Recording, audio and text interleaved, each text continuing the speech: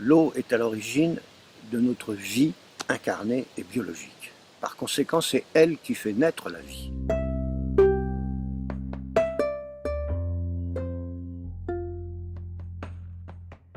Une goutte d'eau fait naître un petit brin d'herbe, de rien du tout, même dans un désert. Donc, la vie est entretenue par l'eau. Alors évidemment, cette eau, d'où elle provient, quelle est-elle? Bon, c'est tellement simple au niveau chimique, c'est H2O, mais en fait, c'est, je dirais, la molécule la plus complexe de l'univers actuellement.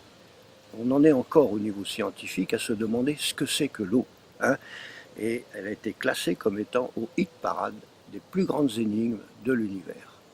Et dernièrement, j'ai été à un congrès à l'UNESCO où il y avait tous les gens qui concernaient l'eau étaient là, Monsieur Luc Montagnier, le professeur Marc-Henri, etc., des Italiens, des Anglais, des Français. Et la conclusion, l'eau, on ne comprend toujours pas comment elle fonctionne. Donc nous avons en nous, je dirais, un mystère total.